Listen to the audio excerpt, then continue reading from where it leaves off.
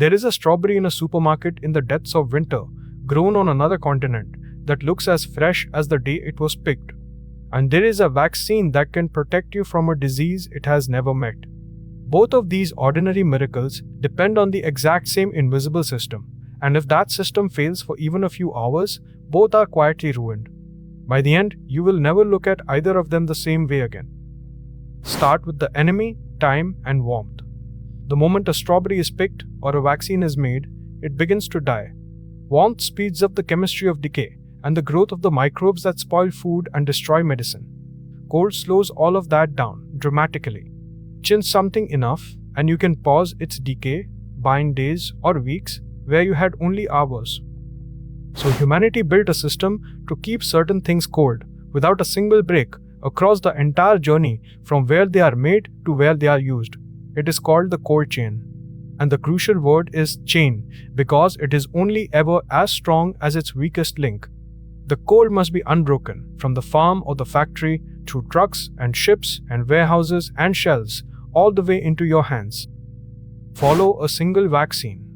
It is made in a factory and refrigerated at once.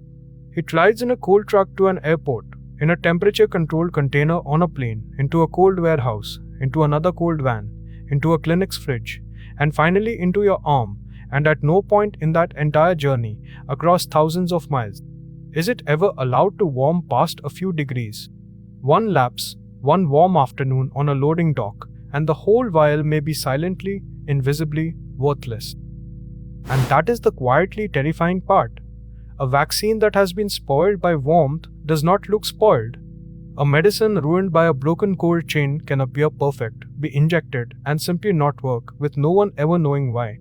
So the entire system is obsessed with proof, temperature loggers riding along with the cargo, recording every moment, because you cannot tell, just by looking, whether the chain ever broke. The world got a vivid lesson in this in 2020. Some of the new vaccines had to be kept not just cold, but extraordinarily cold, colder than an Antarctic winter at around -70 degrees. Suddenly, delivering a medicine became a staggering logistical feat, demanding special ultra-cold freezers and dry ice, and it laid bare, for everyone to see, a system that had been humming silently in the background for decades. And I find it striking how much of modern life secretly rides on this cold, not just medicine. The entire way we eat, fresh food flown across the world, meat and fish and dairy that reach us safely, out of season and far from their source, exists only because of an unbroken chain of refrigeration. The cold chain quietly rewrote the human diet and the map of where our food is even allowed to come from. Now, here is the uncomfortable part. In wealthy places, the cold chain is so reliable that it is invisible. But across much of the world, it is patchy or broken, and this has life and death consequences.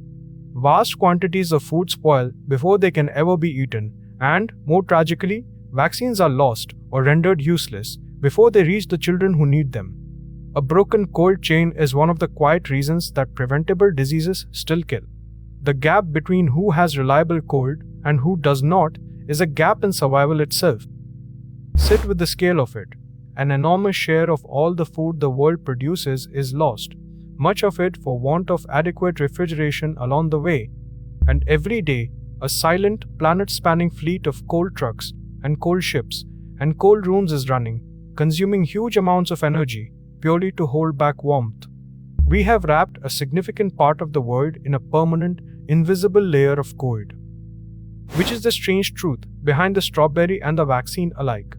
Their survival is not really about the thing itself, but about a promise kept, unbroken, across every single mile, that the cold never once lapsed.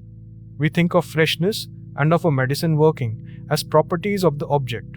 They are really properties of the journey. So the next time you eat fruit out of season or roll up your sleeve for a shot, picture the invisible chain that carried it to you intact, an unbroken thread of cold stretching back across the world that no one was allowed to let slip, even for a single afternoon. A vaccine or a strawberry survives its journey only because an unbroken chain of cold never once fails. And now, as I promised, you will start to see that chain everywhere.